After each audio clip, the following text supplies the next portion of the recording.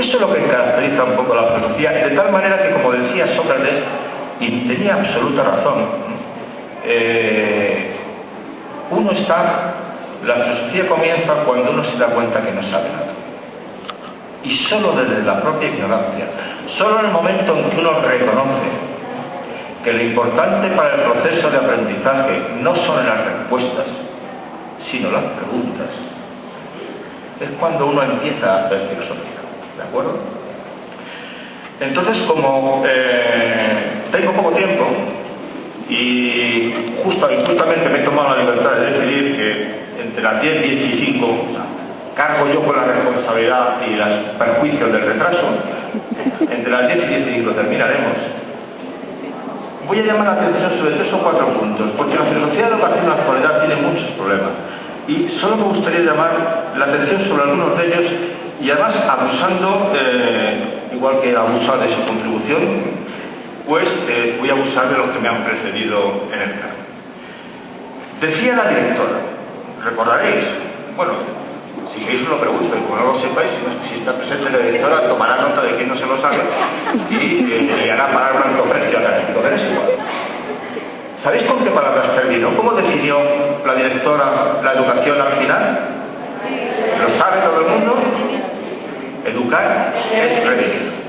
Bien, estaríamos de acuerdo. Una definición en principio adecuada, ¿no? Pero entonces aparece la filosofía y dice, vamos a ver, primer punto, ¿qué entiende usted por redimir? Vamos a empezar. Segundo, implica que si educar es redimir, y perdón, paréntesis, obviamente por el contexto en que estamos aquí, todo el rato que hablo de educación estoy pensando en la educación, escolarización universal y obligatoria. Los maestros que damos clase y nos pagan por ello, ¿de acuerdo? Cosa que debemos agradecer a los sofistas griegos y a Sócrates, que fueron los primeros que cobraron. Pues, y yo siempre les queda profundamente agradecido. Bien, vamos, y los que lleguen a serlo, pues supongo que están aquí en otras cosas porque esperan ser pagados por ello. Pero vamos a ver. Redimir significa que cuando les den a ustedes el diploma, al terminar sus estudios, va a poner el nombre que sea, en mi caso, don Félix García Polillón, en la centenaria Benemérita Escuela Normal para Profesores de Toluca, ha obtenido el título de Redentor. No se vean, no es ninguna broma, no es ninguna broma. Yo soy un redentor. Realmente se redimir, que redima a quién. Redimir es una palabra que implica que uno hace frente a gente que está en condiciones de esclavitud, de incertidumbre, y que uno va y les redime, como hacían los padres mercenarios con los que capturaban los piratas en el Mediterráneo, actuaban como redentores. ¿Es realmente la tarea de un educador la de redención? La cosa, insisto, es importante. Y es importante porque la educación, la escolarización universal y obligatoria, es un invento reciente de la humanidad. Educación ha habido siempre, ¿de acuerdo? Pero escolarización tiene escasa, una historia muy cortita. En el contexto nuestro, dado que somos primos, que compartimos ancestros, digo los españoles y los mexicanos, compartimos tatarabuelos de ayer tiempos lejanos, y seríamos primos en 7º grado, no sé en qué grado exactamente, pero algún grado seguro. Recordarán que, o si no lo recuerdan, yo se lo cuento, porque algunas cosas sé, mi ignorancia es grande, pero algunas cosas sé. Entonces, hay unas Cortes de Cádiz de 1812, a las que creo que también asistieron gente de México para participar, y es la primera vez que en España en concreto se dice que la educación será universal y obligatoria. La Constitución de México del 17, ¿no? ¿Me equivoco? Bien. Dice en su artículo 3, para que recordar que es, ¿no? La educación será laica, universal y obligatoria. ¿No es esto? Gratuita. En España lo de laica al principio no es una pelea en estos momentos para que sea laica, pero no es todavía. Es la confesional, distinción de matiz o importante. Se inventa entonces. En España la educación universal y obligatoria se dice primera vez en 1812. Luego ya nos vamos separando, ¿verdad? Los primos nos vamos separando cada uno por su cuenta, y España se queda sola, de alguna manera, como país.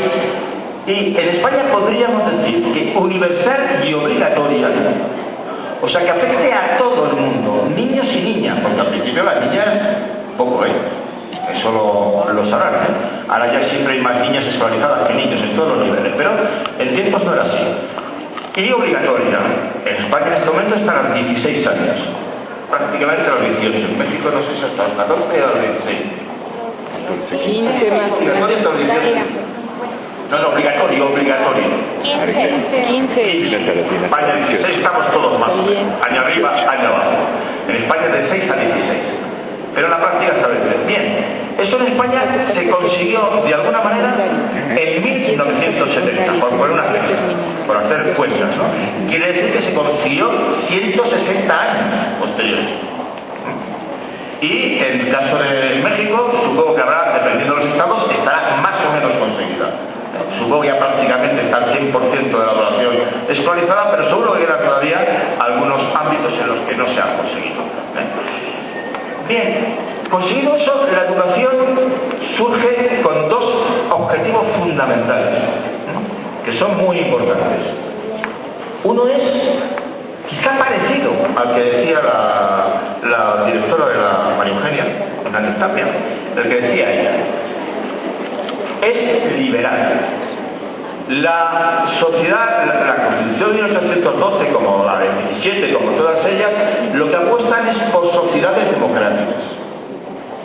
Y las sociedades democráticas necesitan ciudadanos. ¿No es esto? Y los ciudadanos se tienen que caracterizar porque saben pensar por sí mismos, argumentan sus posiciones, las discuten en comunidad y entre todos, de alguna manera, van tomando las decisiones que afectan a la vida comunitaria. No hay educación si no se consiguen buenos ciudadanos. Y entendiendo por buenos ciudadanos, no voy a meter ahora porque es una discusión tremenda, aquellos que son capaces de pensar por sí mismos de manera crítica, solidaria, en un proceso de participación y de implicación en lo que es la sociedad. ¿De acuerdo? Pero es que la educación desde el primer momento nace con otro objetivo fundamental, y es lo contrario de reprimir. Hay un libro escrito por un sociólogo español muy bonito que se titula Reprimir o liberar. La palabra liberar sería equivalente de alguna manera a reprimir. Soy el inventador, ¿verdad?, de mis alumnos. Pero otra es reprimir. La escuela nace desde un principio con una función de socialización y de control social.